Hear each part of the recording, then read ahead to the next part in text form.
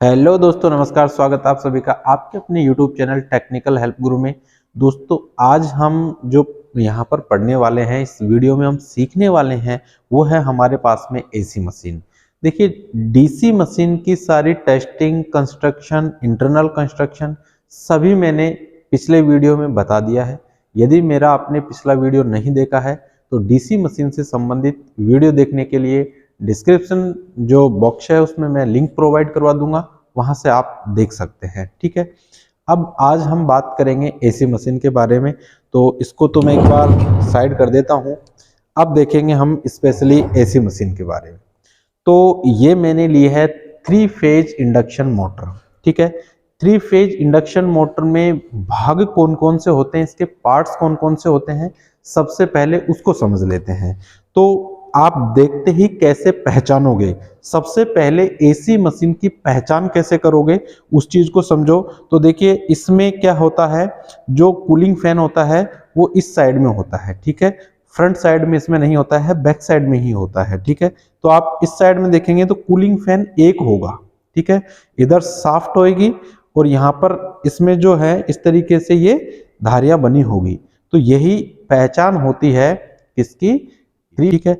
अब इसके 1 bye 1 part को खोल के और फिर इसके एक एक भाग को पहचानेंगे। तो ये है एंड कवर। एंड कवर को आप क्या कर दोगे, यहाँ से खोल देंगे। तो एंड कवर को आप खोल के और फिर देखोगे यहाँ से, इसके लिए प्रॉपर जो स्पेनर है उसका यूज लिया जाएगा। एंड कवर को खोल के और बैक भाग को अपने हटा देंगे। ठीक है, तो देखिए एंड कवर को खोल लेते हैं।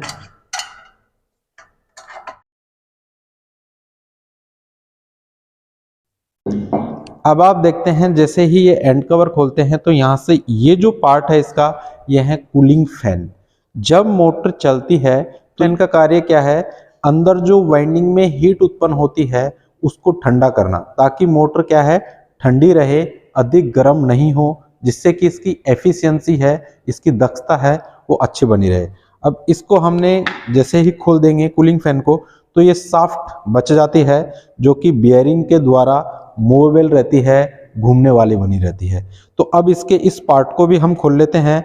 तो देखिए, पूरे पार्ट को खोलने के लिए हम यहाँ पर क्या करेंगे, चिन्ह लगा लेंगे।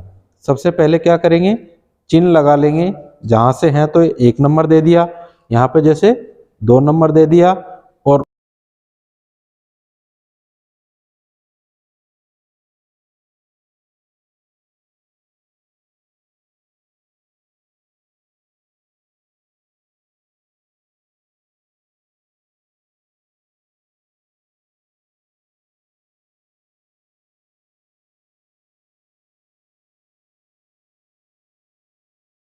अलग करने के लिए आप मैलेट का भी यूज ले सकते हैं। ठीक है, मैलेट का यूज लेंगे, लेकिन ये क्या है, ब्रिटल होता है, भंगुर होता है, बहुत जल्दी टूट जाता है। इसलिए बहुत सेफ्टी से और धीरे धीरे इसको खोलें। अब देखिए, इसके एक एक पार्ट को हम अलग कर देंगे। तो ये जो पार्ट है पीछे वाला, इसको हम अलग कर देंगे। इसको धीरे धीरे उठा के इस तरीके से निकालेंगे, ताकि जो रोटर है वो स्टेटर के टच ना हो। ठीक है, तो इस तरीके से हमने अब ये पार्ट हैं ये अलग कर दिए हैं। 2 पार्ट आपको मेजरली दिखाई दे रहे हैं। ये वाला जो पार्ट है ये रोटर कहलाता है, ये वाला पार्ट है वो स्टेटर कहलाता है। आप स्पष्ट तौर से देख पा रहे हैं, यहाँ पर रोटर पर ये तिरछे खांचे कटे हुए हैं, कोई वाइंडिंग नहीं है यहाँ पर। जबकि स्टेटर पर ये जो स्लॉट कटे हुए हैं, इस पर ये वाइंडिंग हो रही है, और ये जो वाइंडिंग है ये है 3 फेज वाइंडिंग। ठीक है, तो 3 फेज वाइंडिंग कहाँ पर होती है, स्टेटर पर होती है। ये जो रोटर है ये कहलाता है स्क्विरल केज टाइप का रोटर, क्योंकि इसमें ये जो देखिए तिरछे खांचे हैं, धारियां बनी हुई है। ठीक है, तो यहाँ पर यही मैकेनिज्म है और यह काम करता है। इसकी वर्किंग प्रिंसिपल को अच्छे से देखेंगे। अभी संरचना को समझ रहे हैं, ये बियरिंग है। ठीक है, और इधर एक बियरिंग लगा हुआ है। तो इस तरीके से जो एसी मशीन है उसमें पार्ट है, ये वाला भाग है टर्मिनल बॉक्स है, जहां से क्या देते हैं, इस 3 फेज इंडक्शन मोटर को सप्लाई देते हैं। ठीक है, अब हम इसके जो वाइंडिंग है, इस वाइंडिंग की भी टेस्टिंग कर लेते हैं। ठीक है, देखिए अब हम क्या करेंगे, स्टेटर पर जो 3 फेज वाइंडिंग हो रखी है, इस 3 फेज वाइंडिंग की टेस्टिंग करेंगे। ठीक है, टेस्टिंग करने के लिए हमने ये टेस्टिंग लैंप अरेंजमेंट किया है और साथ ही साथ ये जो वाइंडिंग है, इस वाइंडिंग की टेस्टिंग हम करेंगे। ठीक है, अब देखते हैं यहाँ पर जैसे ही हम इन दोनों को मिलाएंगे तो ये फुल ग्लो के साथ में जल रहा है। अब हम 1 बाय 1 इसकी टेस्टिंग करेंगे। तो देखिए सबसे पहले देखते हैं यहाँ पर ये जो वाइंडिंग है, इस वाइंडिंग का जो कनेक्शन है वो किस में है, डेल्टा में कनेक्टेड है। कैसे पहचाना, क्योंकि स्टार में कनेक्ट होता तो यहाँ 4 पॉइंट होते, 4 यहाँ पर वायर निकलते, लेकिन डेल्टा में कनेक्टेड है इसलिए यहाँ पर कितने वायर निकलेंगे, 3 वायर निकले हुए हैं। ठीक है, अब हम 1 बाय 1 चेक करेंगे। जैसे आर वाई बी तीनों फेज हैं तो तीनों पर चेक करेंगे तो ये कम जलना चाहिए, इसकी ग्लो कम होनी चाहिए। कम ग्लो होगी तो वाइंडिंग सही है। तो देखिए ये ग्लो है वो कम है। अब इसकी पहचान कैसे करेंगे, डायरेक्ट लगा के देखेंगे तो देखिए ज्यादा जल रहा है, और इस पे लगा के देखते हैं तो इसकी ग्लो कम है, तो इसका मतलब ये वाइंडिंग ठीक है। फिर इस पे लगा के देखा तो इसकी भी ग्लो कम है, डायरेक्ट लगा के देखते हैं तो ग्लो ज्यादा है, तो इसका मतलब ये जो 3 फेज वाइंडिंग है इसमें कोई कमी नहीं है, वाइंडिंग एकदम सही है। तो दोस्तों आप इस तरीके से 3 फेज जो वाइंडिंग है इसकी टेस्टिंग आसानी से कर सकते हैं। देखिए अब डिसेंबल तो कर लिया हमने, इसको फिर से हम असेंबल करेंगे।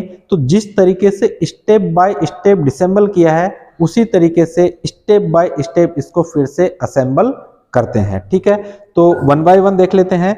इसको असेंबल करने के लिए फिर से एग्जैक्ट पोजीशन में रख लेते हैं। हमने जो मार्क लगाए थे जहां पर, उस मार्क वाली जगह को यहाँ से फिक्स कर लेते हैं।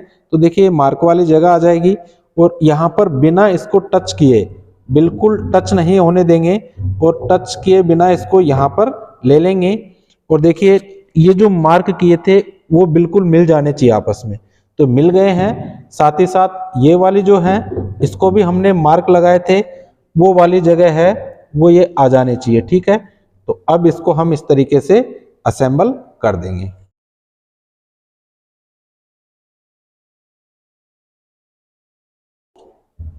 देखिए दोस्तों अब जैसे हमने डिसेंबल की थी, मोटर हमारी फिर से असेंबल हो चुकी है।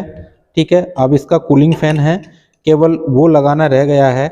सारे बोल्ट है वो टाइट होने चाहिए, कोई भी बोल्ट इसका ढीला नहीं छोड़ेंगे, अदरवाइज ये क्या है, तिरछा हो जाएगा और तिरछा हो जाने से खराब रहेगा। ठीक है, तो इसकी असेंबलिंग है वो कंप्लीट हो चुकी है। पूरा देखिए साफ्ट है, वो सही से रोटेट कर रही है, कहीं पे कोई दिक्कत वाली बात नहीं है। अब क्या करेंगे, ये जो कूलिंग फैन है इस कूलिंग फैन को भी इसमें लगा देंगे। ठीक है, हल्का सा लगाने के बाद इसे क्या करेंगे, वैसे मेलेट होना चाहिए, हैमर नहीं होना चाहिए, लेकिन अभी मेरे पास में नहीं है तो ये गलत है सिस्टम, लेकिन फिर भी मैं हैमर से